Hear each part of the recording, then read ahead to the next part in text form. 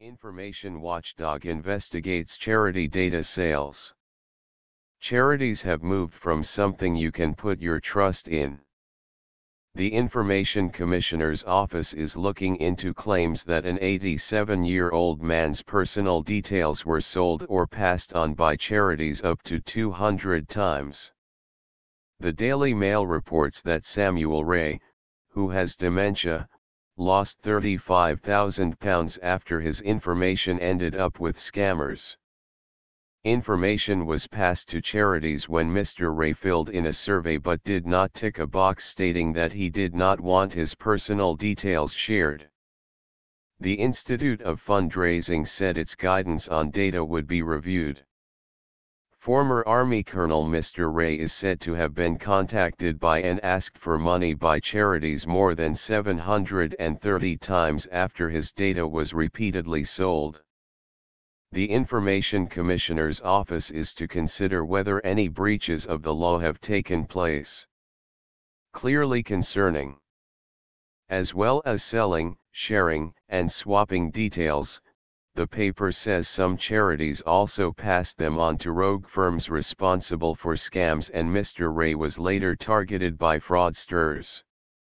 Charities contacted him for up to 5 years after he had asked them to stop, with some requesting money as many as 38 times in a year. Mr. Rae is cared for by his son, who said he was horrified by how his father had been treated. Steve Eckersley, of the Information Commissioner's Office, said the findings, presented after a Mail investigation using the Data Protection Act, were clearly concerning.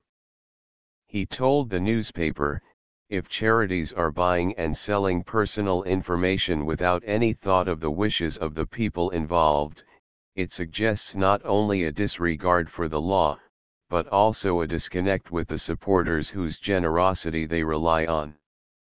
Mr. Rae's son said letters from charities filled many boxes. Code changes.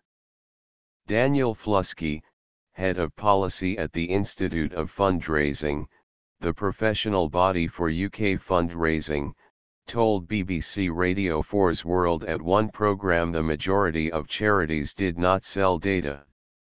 He said the institute would be reviewing the practice of charities sharing and selling data and expected to announce a number of changes to its code of practice.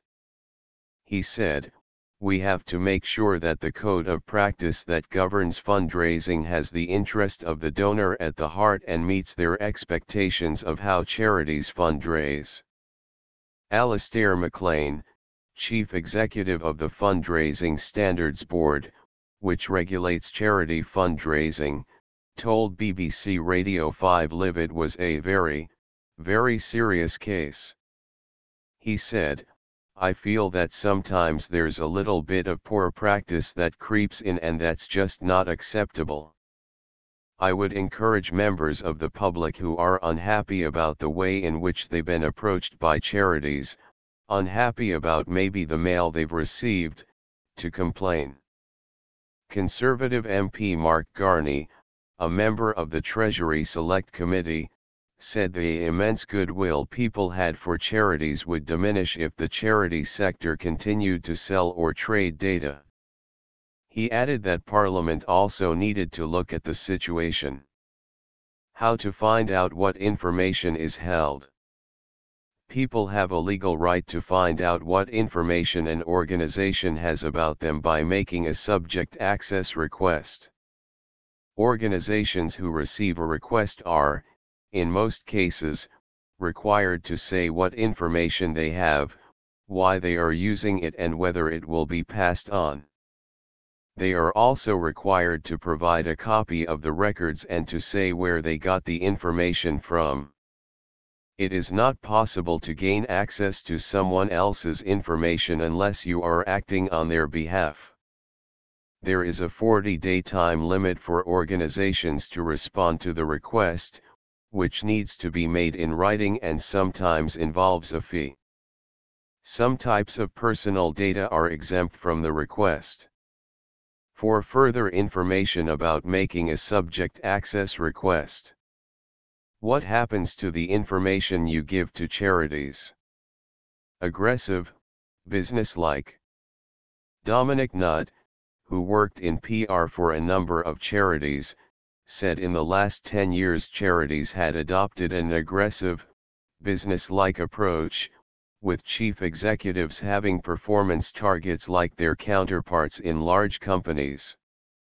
He said, "Every conversation I used to have, and I was in media not fundraising, was around the numbers.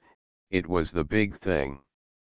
He said those working in charities genuinely believed in what they were doing, but marketing was swallowing their organizations. In July, the government said it was changing legislation to help protect vulnerable people from aggressive fundraising and launched a review into the current system of self-regulation.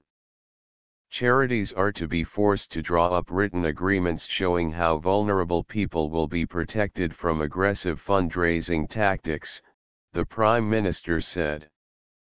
David Cameron said the actions of some fundraisers were damaging the reputation of the charity sector.